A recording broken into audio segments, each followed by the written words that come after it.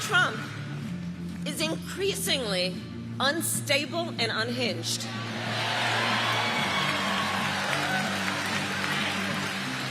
And he is out for unchecked power. That's what he's looking for. That was Kamala Harris delivering one of her sharpest attacks yet on former President Trump during her rally in Erie, Pennsylvania. In amplifying her warnings of the dangers posed by a second Trump term, the vice president also played a short clip of the Republican presidential nominee repeatedly complaining about the, quote, enemy from within. Our political panel joins us now to discuss. Finn Gómez is our CBS News political director, and Adrian Carrasquillo is a national political reporter. Welcome to both of you. Finn, great to be here with you. What do you make of that new strategy of hers actually having a big screen at her rally and playing clips of Donald Trump? Is that designed to get under his skin? I think it's designed to get under his skin. It's two things. It's designed to get under his skin, and also it's actually borrows a page from his book, frankly, Nancy. He does that a lot. I mean, he plays a lot of videos at his rallies as well. But I think it's also, on Harris's part, an effort to really showcase she is a prosecutor, right? She's laying out her case in this final stretch, the closing arguments, if you will, and showing the evidence to her base and some of those, persuadable voters saying, look, this is what he's saying. This is real. Listen to me. I have a different option. Right. So that's such an interesting way to put it. Obviously, she'd hope to prosecute the case in a second debate, but that is not going to happen. Adrian, is this going to be a successful strategy for her? I mean, Finn talked about persuadable voters. Are there any persuadable voters left at this point who will hear those messages about Trump being unhinged and maybe move in her direction, or are people just too familiar with who he is at this point? I think it's so important to listen to those words she's using, right? Unstable, unhinged, unchecked power. And what it reminds me of is another word that starts with UN. It's unfit, right? What she's saying is in her closing message here that Donald Trump is unfit to be president again. And actually, I do think that it does reach undecided voters and voters that are still trying to make up their minds.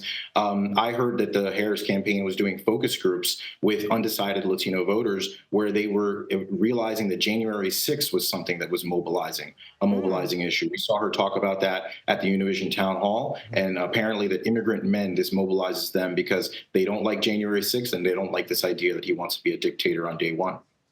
That is fascinating. I want to ask you about something else that a lot of people have been talking about, and it was Trump's rally in Pennsylvania last night. He hosted this town hall just outside of Philadelphia. It turned into this impromptu concert where he played music while standing on the stage, kind of swaying to it for about 40 minutes or so. The Harris campaign obviously now mocking his behavior at the event.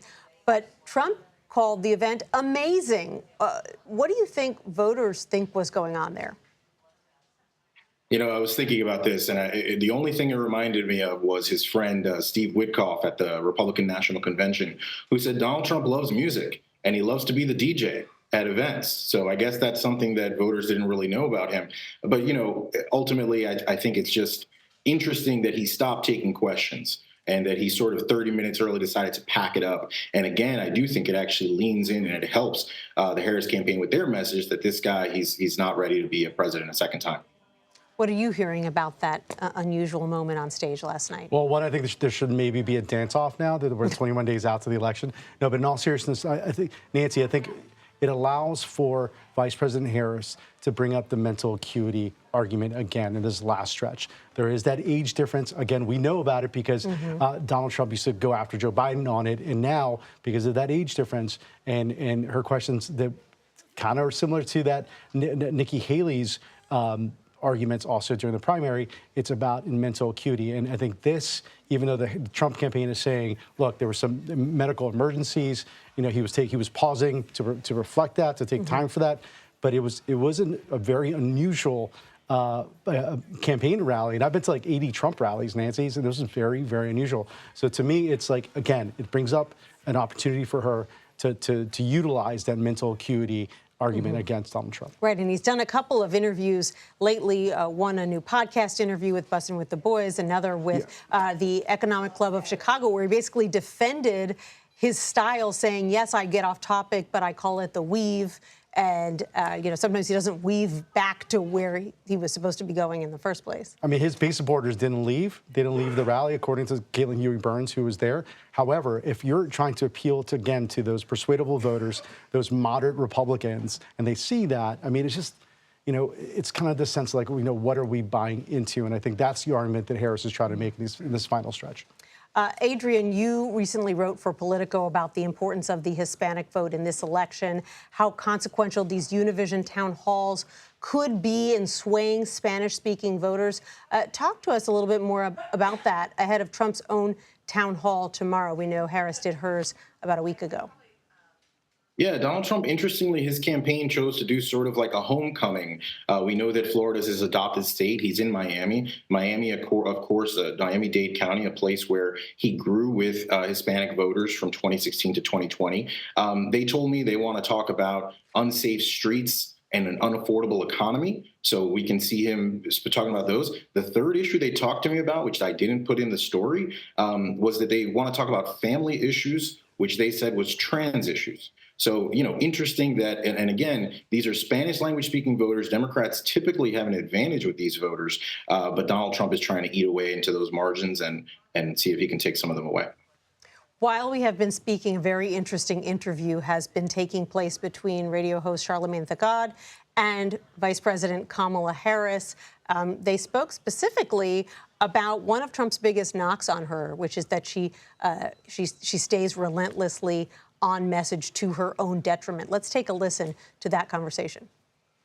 And a lot of your press hits get criticized. Folks say you come off as very scripted. They say you like to stick to your talking points. And some media says you have... That would be called discipline. Oh, okay. That would be called discipline. Right. What do you think of that response? Well, I think she is on message. That is, sort of like her...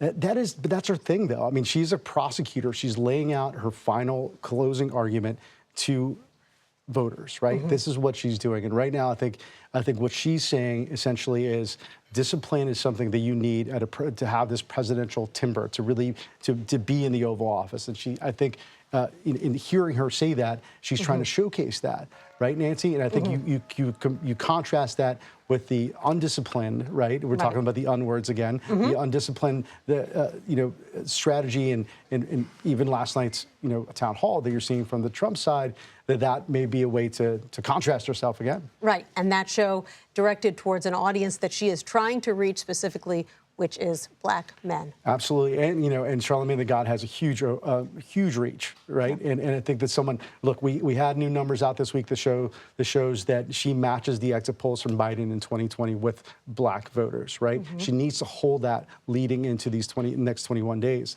and it's not about the fact, it's not whether they're going to vote for Donald Trump, it's whether they will show up on Election Day, and that's what she needs, especially if she wants to win in these crucial battleground states of Michigan and Pennsylvania. Such a good point. Gómez, Adrian Carrasquillo, thank you both so much.